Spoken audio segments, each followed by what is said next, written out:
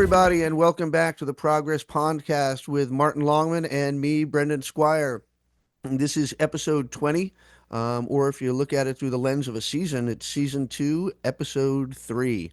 We're lucky to have a guest with us this week. We have Marc Stier, Executive Director of the Pennsylvania Policy Center. I'll talk a little bit more about him in a minute. But hey, we've been cranking these out. This is like our second one in 2 weeks, and I think we cranked. When was our last one, Marty? It came out pretty quickly as well, didn't it? We've kind of started to get ourselves on a little bit of roll there, aren't we? Yeah, the last one was with my brother, and that's been up for about a week. So That was an excellent podcast. That was one of my favorites so far. yeah, I got a Yeah, lot of positive feedback on that. So yeah. I really learned a lot from your brother. I did not know any of Ralph Nader's background really. I mean, all I knew him from was the Corvair or whatever it was, unsafe at any speed. I didn't right. know about his role in dismantling the ICC. Yeah, And I'm like, no wonder Democrats hate him. yeah, they should hate him more. But Yeah. So it feels like it's been a week, but it's been a week. How long have you been, man? How's holiday prep going? well, it's going. I came down with something bad sore throat. We had the family get together yesterday, and I had to bow out, so everyone went but me. Ugh, I did a little FaceTime, but I got a sore throat. I hopefully my voice doesn't sound too bad. sound all right now, man. By the way, both to you and Mark, I'm sorry to let you know this, but your Giants are down 7-10 against the Falcons, third and goal. But hey, there's still some time. Yeah. Meanwhile over here, I'm happy to be an Eagles fan right now because right now we're just completely romping over the Washington Commanders. By the way, am I the only one who thinks that that's like a dumb name for like the that team? Shouldn't they be like more like the Washington Lobbyists or something like that? Wouldn't that be more fitting?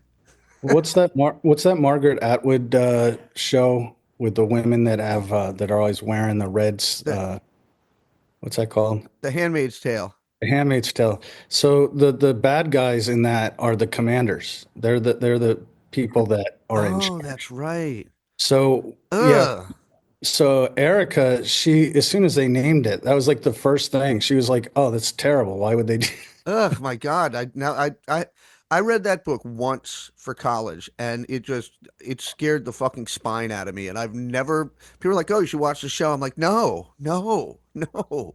That's Ugh, and freaky. now that I know that, now that you reminded me of that, like I've got totally got the ugh, I got the Not to creeps. mention, DC has a team whose like shortened nickname is the Commies, which it's I, it's hard to believe that they did, and I read about it. They did like a year long thing of research and polling the fan base, and this is what they came up with. So I don't know, Yeah, but yeah. Oh, hey, I and have some news. Before we get on to well the news. No Good Crowd finally released the first single from the new. We've finally released the new single. You can get it up on Bandcamp now. We dropped our version of Cat People. I bought Uh, that yesterday. did you? No shit. How do I you did. like it? I bought it, and I haven't had a chance to listen to it, so I'm looking forward to it. Oh, dude, you got to listen to it. We got Yeah. M Griner singing some background and lead on that. She used to play with Bowie back in the late 90s, early 2000s. So that was a real score getting her on that. But I'm totally gonna listen to it very soon.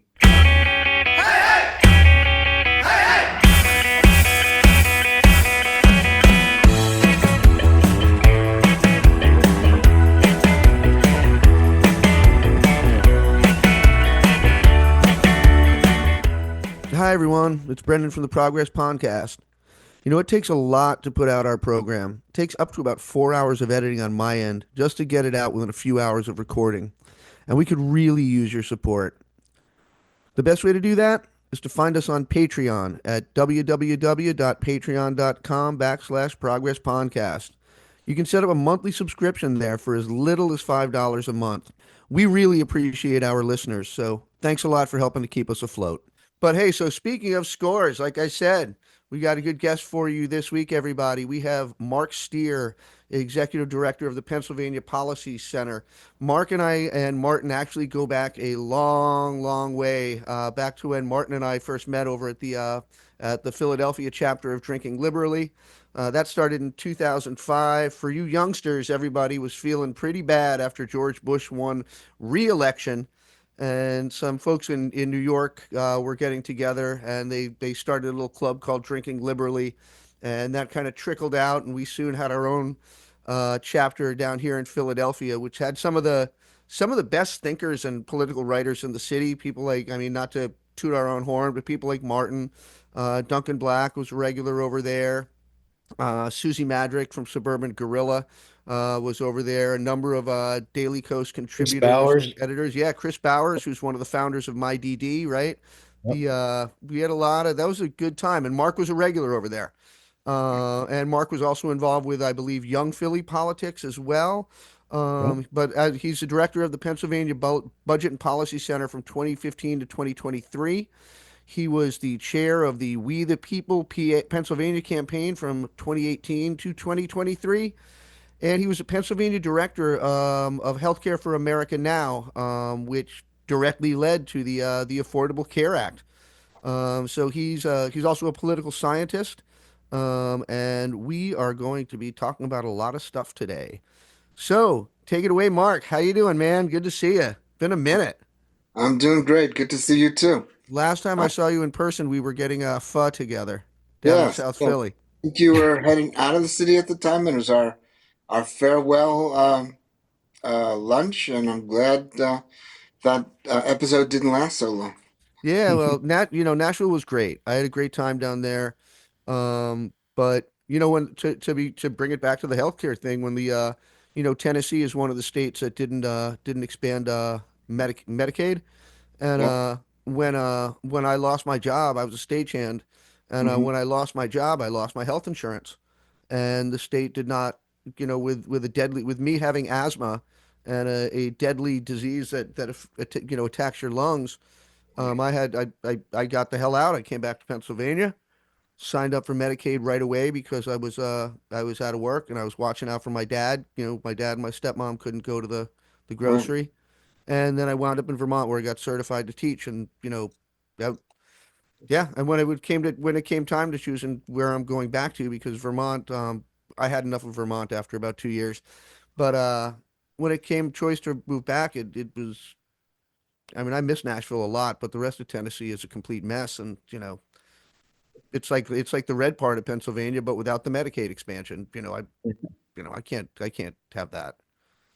So we're going to have to get you to do a short video for us about the value of Medicaid because that's going to be one of our strategies to fight back against deep Medicaid cutbacks in 2025 is to do lots of videos with the extraordinary number of people in Pennsylvania in all kinds of different groups who really benefit from Medicaid. If you Um, could, if I would absolutely love to do that. Before I tell you to go on, because I want to hear more about these tax cuts.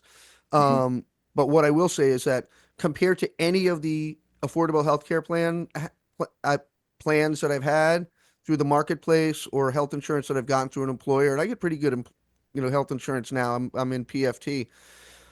My Medicaid plans in Vermont, it blew all of that away. It was the best healthcare I have ever received in my entire adult life. It was just simply amazing. Just You'd be, nothing well, you compared. wouldn't be surprised how many people tell me that. And lots of people are on Medicaid for part of their lives. Something like 65% of all Americans will be on Medicaid for some portion of their lives. Um, Rarely for very long, Yeah. but it's when they're on it, they love the insurance they have. My daughter's on Medicaid. She's in graduate school, just finished graduate school, and probably have employee paid health care when she gets a job pretty soon. But while she was in graduate school, she was on it, and she says it's the best insurance she ever had. Yeah, it's wonderful. So, Everything was covered. The only thing that wasn't covered was glasses. That was the only thing that wasn't covered. And I think that changes from state to state, but yeah. all of my dental was covered. Mhm. Um, And like they were like literally offering me things. They're like, oh, you're go there for one reason, go to the doctor for one reason. The doctor would be like, yeah, there's this other thing going on. I'm going to send you to this guy over here and this guy over there. It wouldn't cost me a dime. It was just like, yeah, you're covered for that stuff. It was fantastic. But now you're saying that we're looking at steep cuts coming up in 2025, Yes, and you sent both me and Martin some information about that. You sent us a draft letter that one of your groups is working on. So let's go on about that because people do need to know what we're looking at, and they need to know it, I think, in good, clear, hard terms. You know? And it's in the context of these tax Bush, or I'm sorry, Bush. He had his own tax cuts, Mr. Bush, right, right. very expensive ones. But no, the Trump tax cuts that are set to expire. And now that he's been elected, his one of his top priorities is to prevent them from expiring, correct? Absolutely.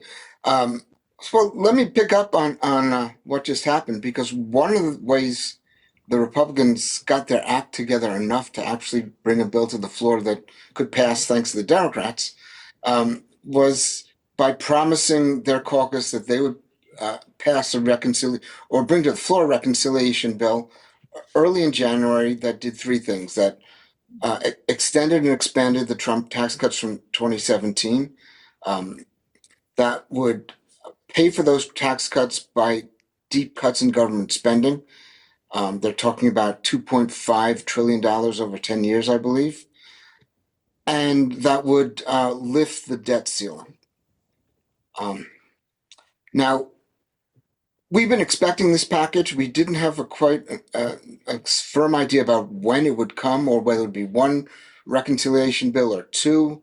But we're afraid right now that they're going to move very, very quickly in January to extend and expand the Trump tax cuts and pay for that with deep cuts to Medicaid, SNAP, and many, many other programs. The thing I'm most worried about is Medicaid, however.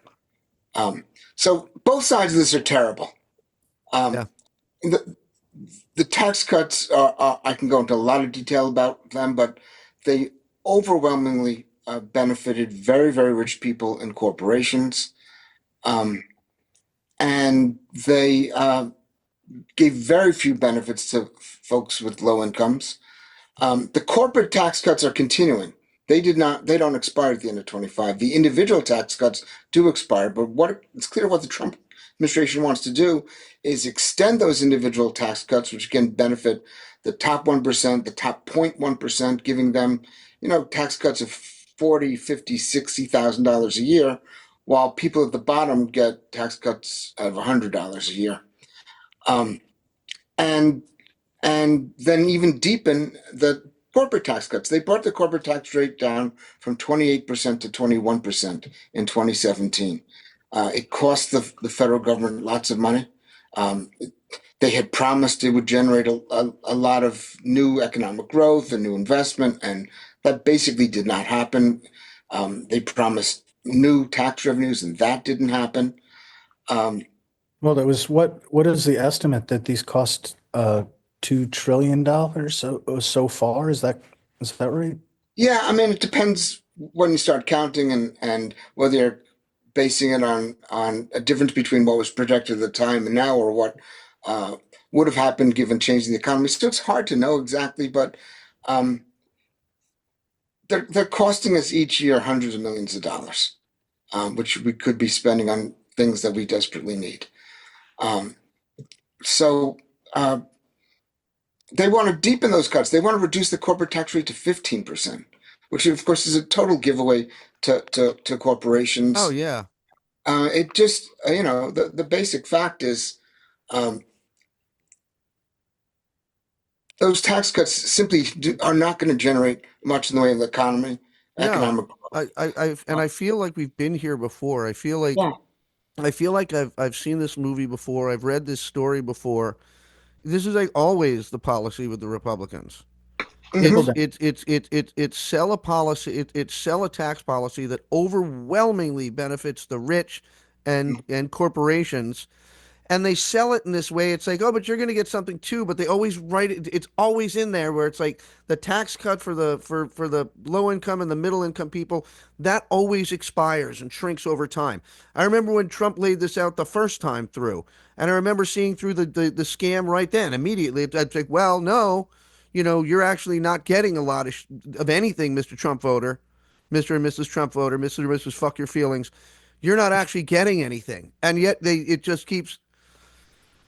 I don't understand how they get away with doing this same trick over and over again. I feel like it's like the cheesy magician pulling a coin out of my ear, and me Well, being and me being fooled again. How'd you find the penny? it's the same thing where they run up huge deficits, Uh-huh. both from tax policy and the economy just seems to go to hell every time they have any extended time in power. But we wind up with huge deficits, and then they throw a fit about the deficits as soon as we come back into power. So all of a sudden it's like, oh, I crashed the entire economy in 2008, 2007. Now I'm going to create the Tea Party. Hmm. So, well, you guys can't spend any money because yeah. So they do this over and over again, and And it gets worse every time. It Every yeah, really time.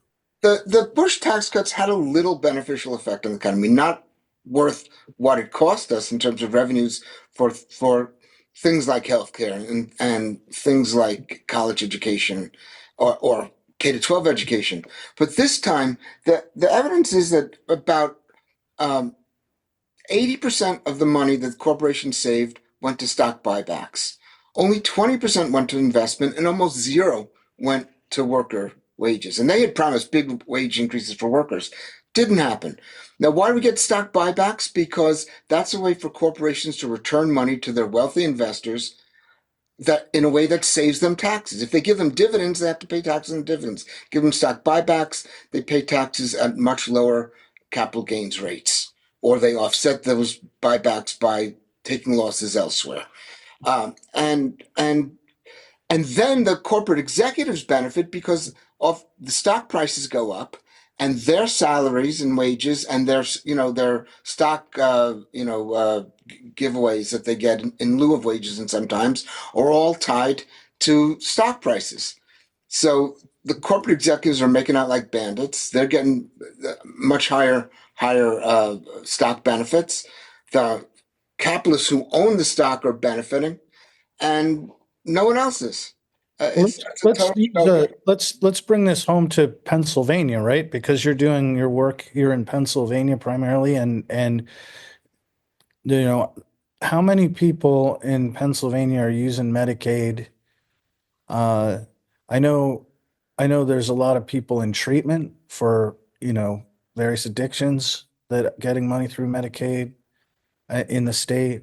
Um, there's elderly care, right? There's, Yeah, it's a extraordinary number of people benefit from Medicaid. And people don't often understand about Medicaid. Can I take a minute to set some context about Medicaid? Yes, absolutely. please.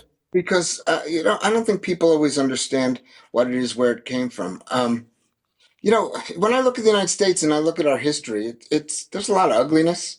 I mean, I'm not one of those lefties who say America's a horrible place and it was always horrible. There's no start with ideals. There's some really good ones. Start with the impact of the revolution on creating opportunity for working people. It's incredibly impressive and it continues. And then alongside of it is slavery. And you look at our history, there's a lot of bad stuff. There's slavery, there's patriarchy, there's extermination of Native Americans. But then you get to something like Medicaid, which was almost an afterthought in 1965 when Medicare was passed. And it provided, whereas Medicare was presented as a kind of social insurance program, Medicaid is a program that takes a small share of national income to benefit vulnerable people who are hurting, who are suffering, who need help, and gives them that help. In some ways, when I think about American civilization, I start with Medicaid because it's a best example of what a country like the United States can do to make life better for people who otherwise would be really in desperate straits. Um, as I said, it was an afterthought. It was created in a way that took into account the sensibilities of racist Southerners by making it a federal state program so that states in the South didn't have to worry about too much federal intervention and could exclude black people, could exclude many other people, but enabled states in the North to gradually expand the program to cover so many people. And then the ACA doubled down on it. We doubled the number of people on Medicaid because of the Medicaid expansion, which was absolutely the best part of the ACA. And over that whole period, we expanded to include people with disabilities, people who live in nursing homes or assisted living.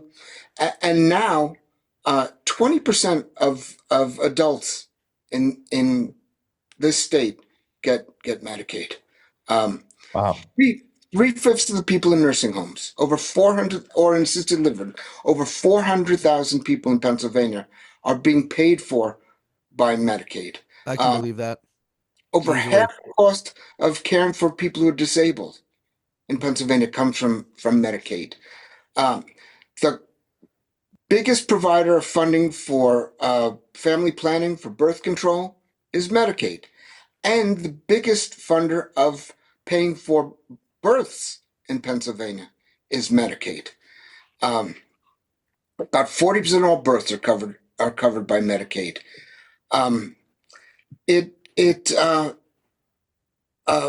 plays an enormous role in mental health care. About 1.4 million Pennsylvanians are getting benefits for mental health care through one of the two different methods in which Medicaid funds it. And about 307 or 400,000 people are getting treatment for substance abuse because of Medicaid. Which is crucial because Absolutely crucial. Oh, epidemic. don't even get me started about that. You know how it Yeah. is in Philly. And it's it's everywhere. People think Medicaid, low-income people, big cities. The Medicaid take-up rate in rural areas is as high or higher than in Philadelphia. Yeah. Because they have the same problems in fact, their problems in many ways are deeper because they've lost their younger population. They have an incredible number of elderly people. They have large numbers of poor people, and they have hospitals that are teetering on the edge. Yep. If they have Medicaid, them at all, excuse me? If they if have they them at have all. them at all, Yeah, because we've a lot lost of a them lot are of closing. hospitals. Yeah. Yeah.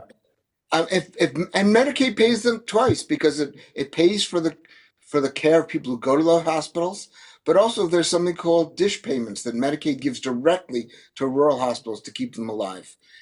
If we see deep cuts to Medicaid, we are going to see a large number of people in Pennsylvania who are now maybe 10 or 20 miles from the nearest hospital, be 60, 70, or 80 miles from the nearest hospital. Oof. And that is the difference between life and death if you have a heart attack.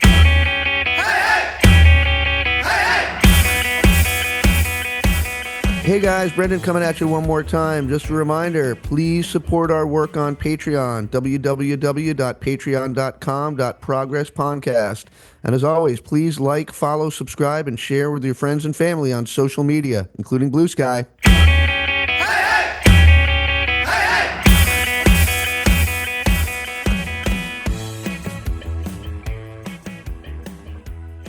So help me out with one thing, Mark, because it's complicated. I mean, I think a lot of Americans don't even know the difference between Medicare and Medicaid. But in the case of Medicaid, there's a portion that the federal government pays, Mm-hmm. and a portion that the state pays, and that's one of the things that could change, right? Right. That would be like a mechanism for them to try to save money, would be Yeah. to have the federal government spend a smaller share. Is that correct? That's right. So, for example, in Pennsylvania, we spend $48 billion on Medicaid every year. Um, $31 billion comes from the federal government. Now, let me just say, before I go on to the numbers, these sound like huge numbers, right?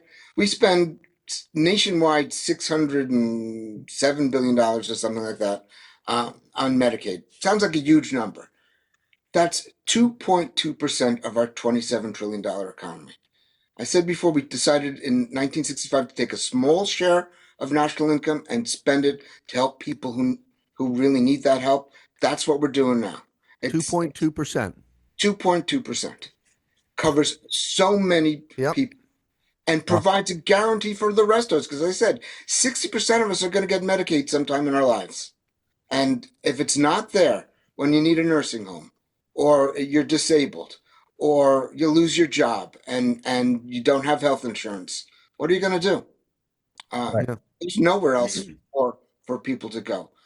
Um, so the way the program works is the federal government uh, pays some share of the cost of the states because the states actually run the program. And the way these programs work is states set eligibility limits. In Pennsylvania, we have some of the best eligibility limits and the best coverages. Other states don't cover dental, or some states don't even cover adults who are working but have low incomes. Some states don't cover seniors in nursing homes or assisted living. We have pretty good coverage, not the best, but really good.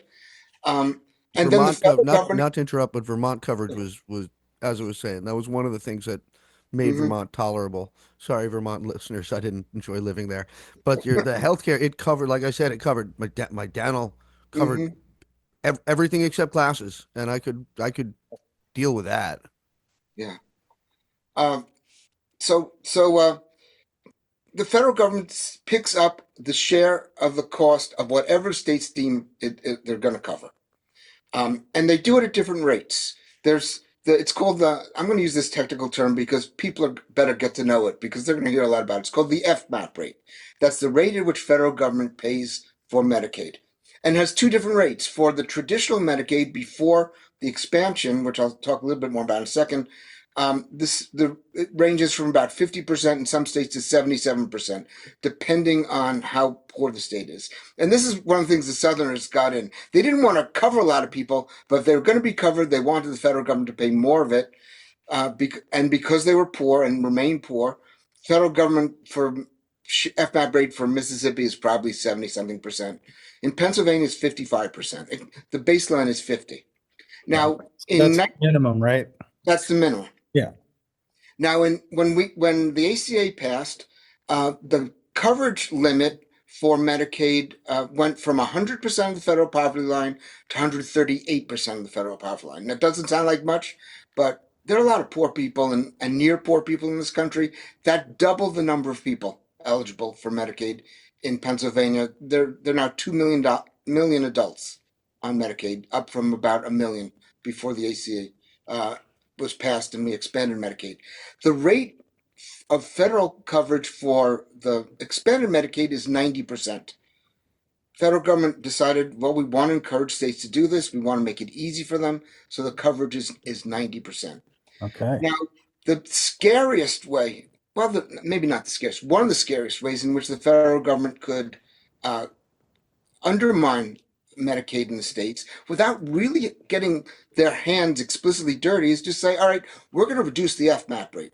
Say we're going to reduce the FMAP rate for expanded Medicaid from 90% down to your regular FMAP rate of 55%. In Pennsylvania, that would cost about $2.5 to $3 billion a year. Wow. Okay. Now, Which is big when you're talking about a state budget. Yeah. yeah, that's a huge portion of the state budget. Now, the state could pick up that cost, um, but in our state, where we cannot get Republicans to pay for what we're already spending, we're already running a $2.5 billion deficit every year that's covered by the pandemic surplus from the federal government that we're drawing down. Um, we're not going to pick up $3 billion of costs that No. easily. Maybe we'll pick up a little, but what we're going to see is eligibility restricted, covered restricted. Things that are covered may no longer be covered. Um, People who are eligible may no longer. We may reduce the income level at which you can get Medicaid and throw people off that way. That's going to Uh, affect a lot of people. it's going to affect a lot, a A lot lot of of people. yeah. And then they could do that for the rate for traditional Medicaid. They could drop it from 50, they could say everyone goes down to the baseline of 50%, or they could lower it to 40%. That would cost the state, what did I figure out? $6 billion a year. Ugh. Oof. And there's So just and so the reason you're convinced they're going to do something along these lines, even if we don't yet know the details, Mhm. is because in large part they need to find money to pay for their tax cut, Yeah, correct? yeah. Look, I talked about Medicaid as a sign of civilization. Well, right now the barbarians are at the gates. Yeah. Um, these folks do not give a goddamn about working people. They don't give a damn about low income people. They don't care about people who are disabled or mental health. They will take all this away from them in order to give themselves deep tax cuts that will do no good for anyone but themselves. It's just an astonishing power play by rich, wealthy, powerful people who are totally self-interested. I think the word you're grasping for there is assholes. Yeah. Greedy No, one. those are Greedy greedy, assholes. greedy SOBs. Yeah. That's really what it's all about. Yeah. And you know, it's going to affect everyone. It doesn't matter whether you voted for Trump or Harris. You're going to get hurt by this. Yep. And Absolutely. my guess is the people who voted for Trump are going to get hurt more. But unfortunately, it's also going to hurt a lot of people who didn't vote for Trump. I mean, if it was just the Trump voters, I would say, you know what? This is the FAFO moment. You Yeah. know, Oh, yeah. Oh, uh, absolutely. But the they thing is, fucked around and voted for this guy, and now they're going to find out what it's going to mean for them. yeah. Yeah. But the thing is, a lot of them aren't even going to figure that out because they're stupid. Yeah, Well, Or they're because they're the either media stupid. is I'm going to have sorry, I'm them. not one of the people that's like, oh, let's try to understand them. Let's go to a diner and listen to them talk about this or that. It's like they're stupid, or they don't. Even worse, they're ignorant and they don't care. They will find some way. There is always some way for the MAGA people to excuse what Donald has done, or to explain it away, or pretend it's not happening. It's Well, not even. I'm It's gonna defend them a little bit because I remember going back and looking at the election results from 1988, and in 1988, Mike Dukakis got destroyed, right? oh, did he ever? But That was if my you look first at presidential vote. if you look at his strongest counties in Pennsylvania, they all bordered West Virginia, right? The ones that were going like southwest Pennsylvania, the counties that you look at, you go, these are Appalachian counties, like West Virginia is so Trumpy, right? Yep. hmm Well, these are essentially today they're the same counties, but back in 1988, when everyone was Reagan, let's give him a third term through his Poppy Bush, the people saying no were these people. They used to be the most hardcore yellow dog Democrats in the entire state. And so I don't know. I do think over time, policy does impact how people think about these things, but I think a lot of it is the media that they consume or they don't get offered. Is if you say why aren't they're going to get it good and hard, and are they going to know they got it good and hard, and who gave it to them? They might not, but that's partly because who's going to tell them? Yeah. Well, my job is to tell them. That's right. Yeah. And I am one of those people who sit down in diners or the social media equivalent of diners and talk to a lot of folks who are Trump supporters. You know, I was there when the Tea Party raised its ugly head, first in the Constitution Center and then in Katanning, where Senator Specter was base and the Was folks I had took to it from Pittsburgh were assaulted by a mob. oh my Uh, God. and you know, but I've talked with them, and look, and I learned something from talking to a former steel worker who was flipping burgers at McDonald's outside that place in Katanning where Senator Specter was speaking. There's a long story there about what happened to those voters and why they turned so far to the right, and this is probably not the time to do it. I would love to come talk about that because I got lots of thoughts on that subject, and I'm going to be writing about it in the next couple of weeks. Martin has Um, written a lot about but that as well. You've yeah. talked about that a lot, Marty. But But anyway, there's a the fact is they're gonna suffer, And in 2017, the work that my organization and many other organizations and our political leaders in Pennsylvania did made the 2017 tax cut deeply, deeply unpopular. And if you stop for a think for a minute, making a tax cut unpopular is a pretty substantial achievement. Even if the folks at the bottom get only a little, they're getting something. They see it in Right. their paychecks. And yet, the vast majority of Pennsylvanians in 2017, 2018 thought that tax cut screwed them, which it did. And you remember what happened in 2018? Democrats won that election. Right. Yeah. And I think the Republicans are doubling down on a bad strategy. Not just a tax, but to pay for it with cuts to Medicaid. We are not going to let them get away with it. My organization, other organizations in Pennsylvania, which we're working with, our advocacy campaign, Pennsylvanians Together. If we have the funds to do it, we're going to help people understand exactly what's happening. Now, we're going to try to make it less bad. But I'll be frank, I don't think we can stop it. The Republicans are too committed to this. Trump and Musk have too much influence over them for us to be able to sway more than a couple of Republicans away from supporting it. But we may be able to get it less bad. We may be able to get something good in it. In 2017, we actually expanded the child tax credit. Yep, I remember that. As part, so we worked to get that into the bill, and then we told everyone to vote against the bill on the Democratic side, and we're going to do the same thing now. And I expect something terrible is going to happen, and people are going to understand it's terrible, and as a result, Democrats will take back the House in 2 years. That's the most optimistic, and it's still a terrible scenario. I do not want this to happen. I'm not a Leninist. I don't believe the worse the better. But in this case, I can't stop the worst from happening. None of us can, or the near worst, and it's going to help us politically.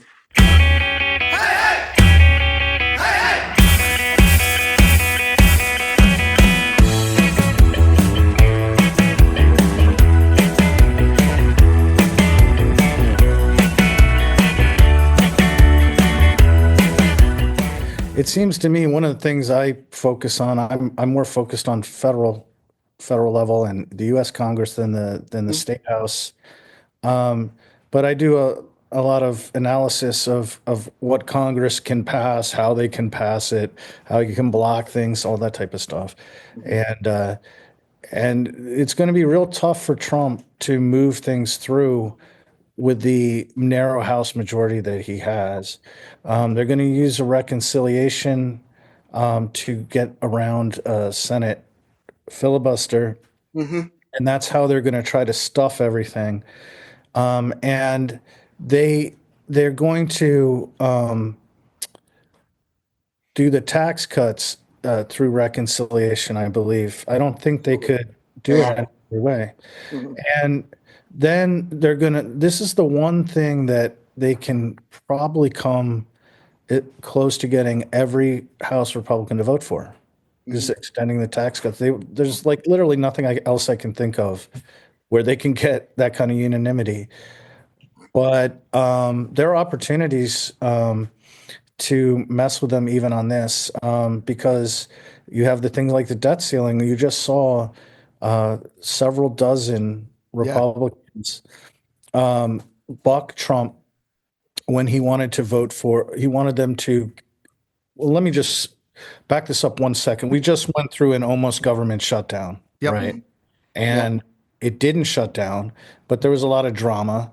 And the first thing that happened was that Mike Johnson, the Speaker of the House, put together a deal. He negotiated a deal with the Democrats. It had a whole bunch of stuff in it that the Democrats wanted, which is proper because they're providing most of the votes, right?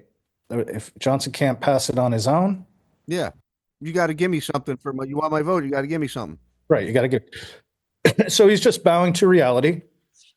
And then Elon Musk threw a little fit and said, this is no good. And Trump noticed this on the golf course and said, what happened? Oh, Musk did something. And then he said, yes, it's good. And not only that, but while you're doing this, get rid of the debt ceiling. That's annoying. Which is great. Yeah. So the beauty of this, and this is a little bit of a digression.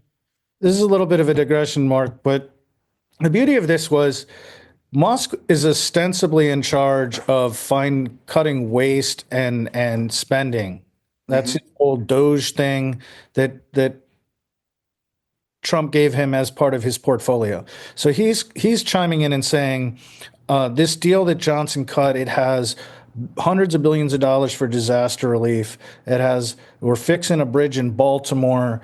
We're giving away federal property to the District of DC. We're spending a lot of money on cancer research. Is this money really necessary? This is just wasteful spending, and you have to vote against it.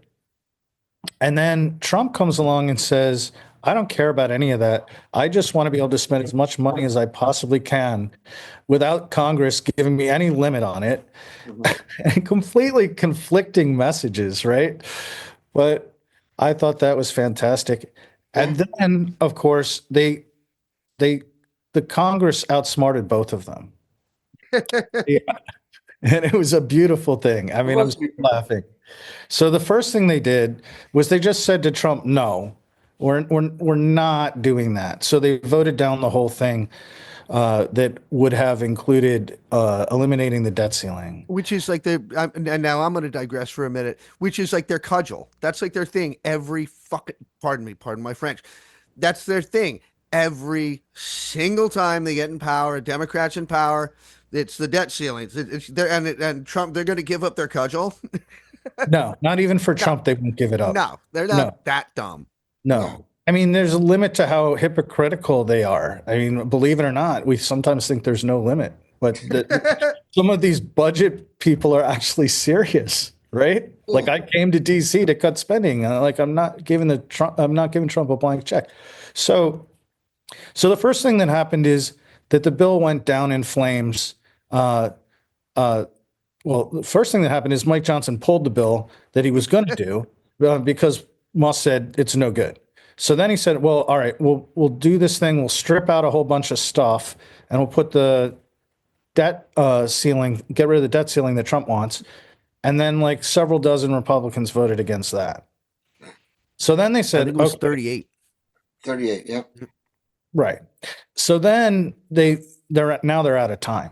Everyone's got to go home. It's Christmas Eve almost, right? Like the government's about to shut down. So Johnson finally says, all right, we'll get rid of the debt ceiling and then we'll keep some of the stuff that we cut, right? We'll get rid of giving the Washington Commanders property that belongs to the Fed so they can rebuild a stadium in DC, and we'll get rid of all the cancer research, right? And we'll get rid of some of these things that Musk was complaining about. And so then they did that, and the Democrats turned around and said, okay, we'll vote for that. And everyone got to go home for Christmas. And then they sent it over to the Senate, and the Senate passed it. And then they also realized that the cancer research was in a bill that the House had passed earlier in the year, as was the federal giveaway to the Washington Commanders in a separate bill.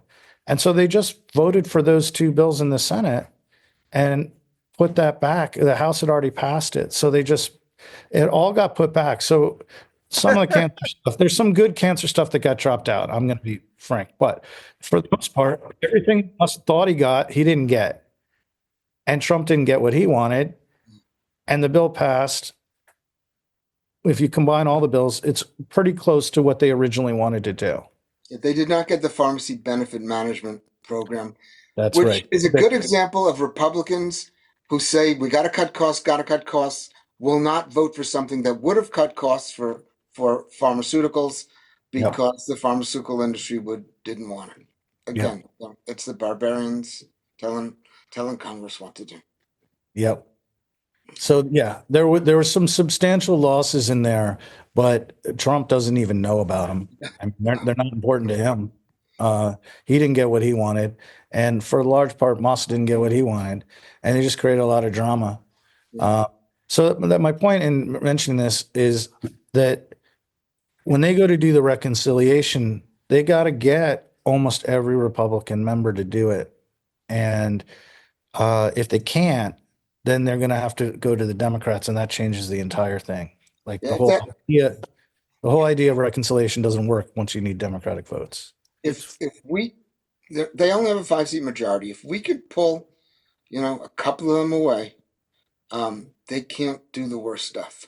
Yeah. And we got 3 targets in Pennsylvania. We got Brian Fitzpatrick, who has a votes with the Republicans less than most other Republicans. We got 2 new members in the 7th and 8th district, Rob Bresnahan in the 8th, and damn, I can never remember the guy's name in the 7th. He was a former state rep who was never Yeah. voted for anything I supported in his entire career. Ryan McKenzie. But both of them won by the skin of their teeth. Both of them are in Democratic majority districts. If they have any sense of survival, um, they will think twice about voting for something that's as extreme as what I've been talking about. So maybe we can leverage them to make it less bad. Yeah. But there's going to be a tax cut and there's going to be some cuts in Medicaid. Well, even if it's not the worst thing they can do, it's going to be bad enough that Yep. Republicans are going to be paying for this politically, I believe. And If we do Medicaid, our job of helping people understand what's happening and just how bad it is. one thing that has surprised me over the years is some progressive policies um, are very popular, and you put them on the ballot and they pass. Medicaid expansion is a great example. Minimum wage, right? People find these policies very popular in the abstract or as standalone things, and sometimes I'm surprised at the level of support that I see for things like Medicaid when you poll it. Oh, the polls are off the charts. The Yeah, polls against tax cuts are off the charts. We just did a poll with Data for Progress, and 65% of Pennsylvanians believe we should tax rich people and ultra rich and wealthy corporations more than we do. yeah. There's no support for cutting taxes for the ultra rich. None. none. And it just goes to show you that these folks don't care about democracy, don't care what people think, and they're trying to create a government where they don't have to worry about what people think.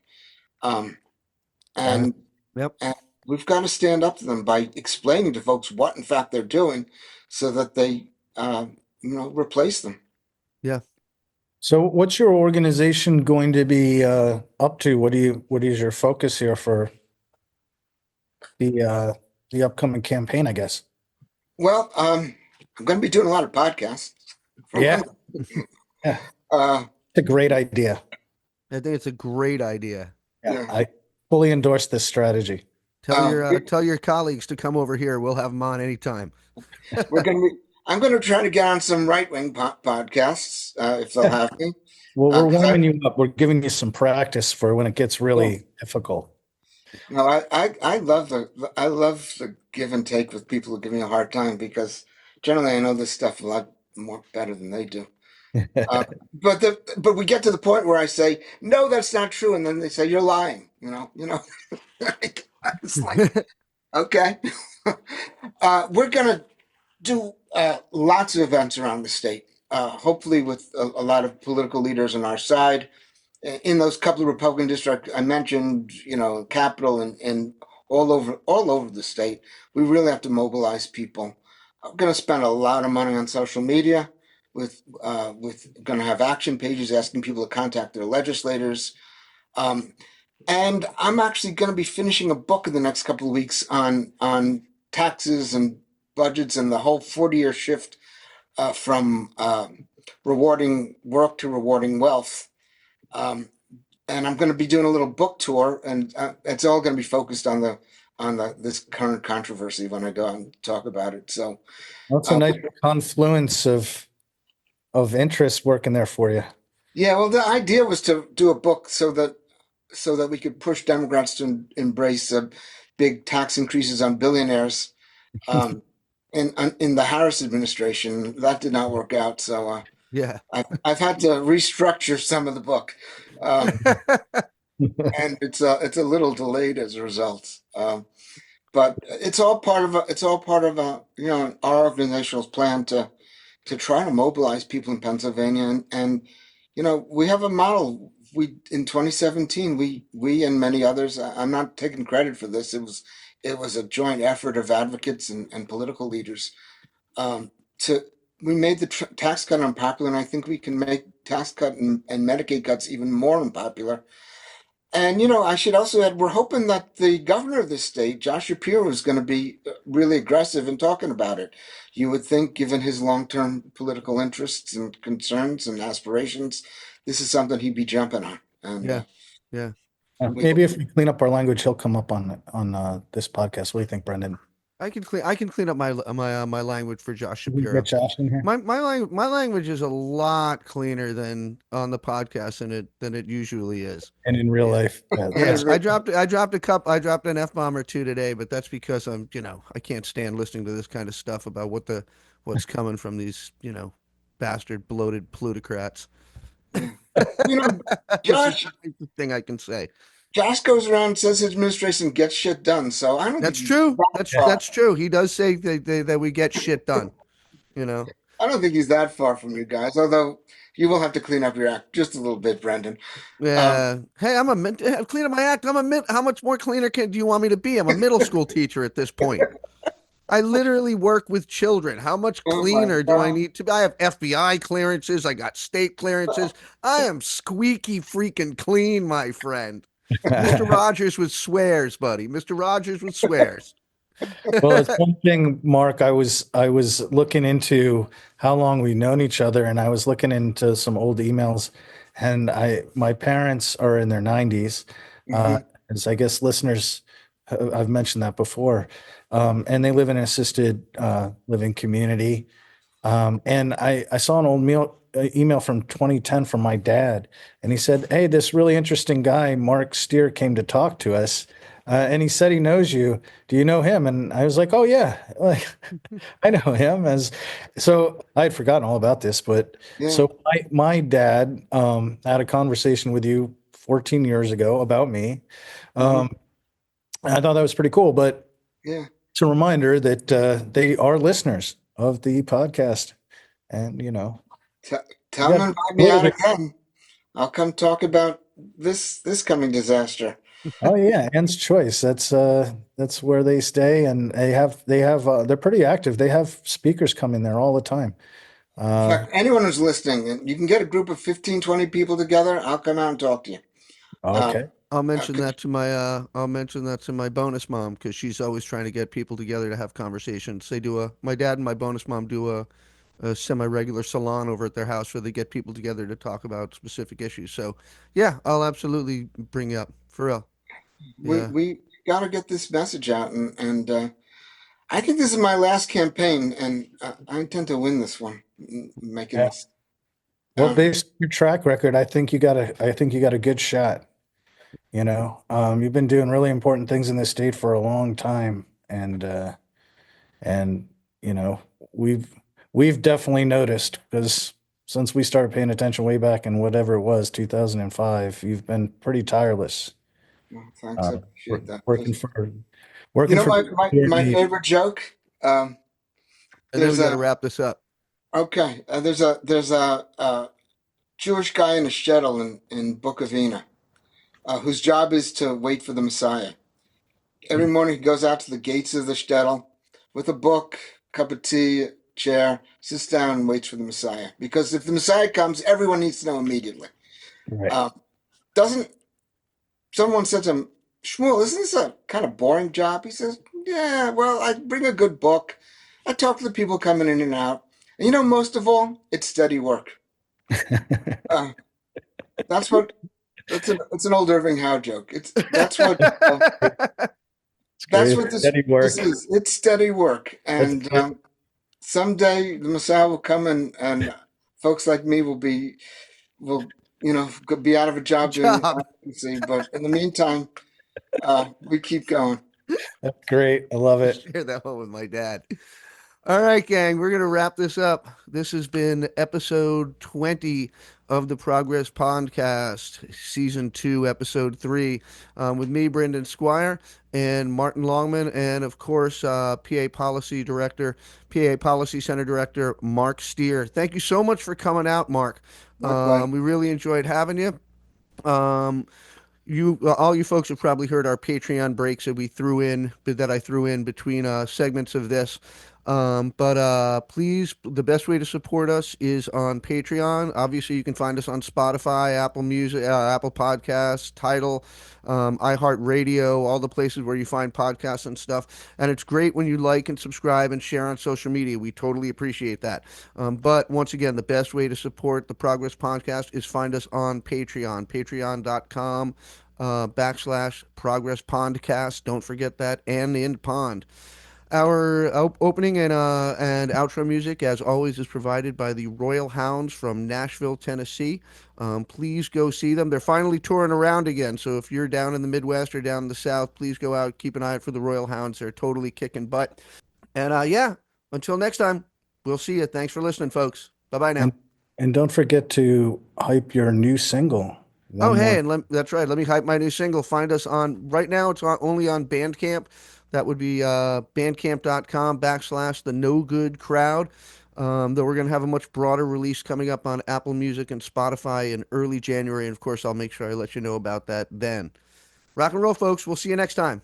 Bye bye now. Thanks, Mark. Over and out.